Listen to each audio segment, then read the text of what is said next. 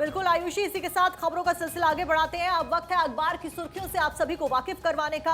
अखबारों की बात करते हैं, हेडलाइंस की बात करेंगे। सबसे पहले बात करेंगे फ्रंट पेज की, क्योंकि अखबार के बिना हमारी सबकी सुबह अधूरी होती है। और अखबार के अगर फ्रंट पेज की बात करूं तो जो सबसे इंपॉर्टेंट खबर अगर पॉलिटिकल लिहाज से देखी जाए, क्योंकि चुनावी सीजन लगातार जारी है, जहां एक तरफ विधानसभा चुनावों का दौर जारी है, वहीं अगले साल 24 में लोकसभा चुनाव होने जा रहे हैं और बीजेपी लगातार एक बड़ी रणनीति बना रही है, एक्शन और इलेक्शन मोड में, और एक मिशन के साथ में, विजन के साथ में भारतीय जनता पार्टी दिखाई दे रही है। और उसी के तहत कल एक बेहद इंपॉर्टेंट मीटिंग की गई बीजेपी मुख्यालय में। मध्य प्रदेश और छत्तीसगढ़ के चुनावों के मद्देनजर इस मीटिंग को किया गया। इस मीटिंग में प्रधानमंत्री नरेंद्र मोदी समेत बीजेपी अध्यक्ष जेपी नड्डा और साथ साथ में मध्य प्रदेश के सीएम शिवराज सिंह चौहान, छत्तीसगढ़ के पूर्व सीएम रमन सिंह मौजूद रहे। अब आपको जानकारी दे दूं कि मेरे पास हिंदुस्तान का अखबार है, इसमें एमपी छत्तीसगढ़ में कमजोर सीटों के ऊपर भाजपा का जोर, ये इसकी हेडलाइन है और इसके ऊपर जोर दिया गया। कैटेगरीज बनाई गई है, 27 सीटों को साधने का यहां पर एक रणनीति तैयार की गई है, एक तरीका तैयार किया गया है। पलक, क्या कुछ है ये पलक आपको बताएंगे? बिल्कुल साक्षी, जिस बात का आपने जिक्र किया 27 यहां पर सीटों का, इस बैठक में सबसे पहले बात मध्य प्रदेश की हुई, छत्तीसगढ़ की हुई। छत्तीसगढ़ की अगर हम बात करें तो छत्तीसगढ़ में कुल 27 सीटों में इसमें चर्चा की गई है।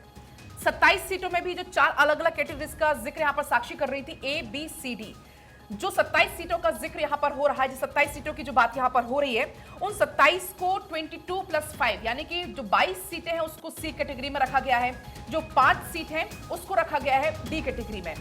हालांकि देखिए, जो बैठक हुई इसमें उम्मीदवारों के नाम पर मंथन किया गया, स्थानीय मुद्दों पर मंथन किया, और कहीं ना कहीं इस बैठक से बीजेपी जो भी चुनावी डिसीजन है, जो भी निर्णय है, अपने पक्ष में बदलना चाहती है। महिमा, बिल्कुल देखिए, और जिस कैटेगरी का बार बार पलक भी जिक्र कर रही है आयुषी, वो काफी महत्वपूर्ण हो जाती है, क्योंकि ए कैटेगरी वो है जिसमें हमेशा बीजेपी को जीत ले ली है, यानी कि वो जहां पर ज्यादातर जीत हासिल हुई है। बी कैटेगरी वो हो गई जिसमें कि 1 या 2 बार हार मिली है। इसके अलावा सी कैटेगरी को अगर हम देखेंगे तो वो है जहां पर 2 से 3 बार, उससे ज्यादा बार पार्टी को हार मिली। और डी वो कैटेगरी जहां पर पार्टी को मुश्किलों का सामना करना पड़ा, यानी कि बिल्कुल भी जीत इन सीटों पर हासिल नहीं हो पाई आयुषी। बिल्कुल, देखिए कहा जाता है कि गलतियां करने से इंसान को डरना नहीं चाहिए, लेकिन आपको ये मेक श्योर करना चाहिए कि गलती वापस आप दोहराओ मत। और इसी पर अमल करती हुई भारतीय जनता पार्टी नजर आ रही है। जहां जहां पे भी उन्होंने सीटें हारी थी, अब वो एक नई स्ट्रैटेजी के साथ आगे बढ़ती हुई नजर आ रही है। स्ट्रैटेजी क्या है कि उन्होंने 4 भाग में डिवाइड कर दिया है पूरे प्रदेश को।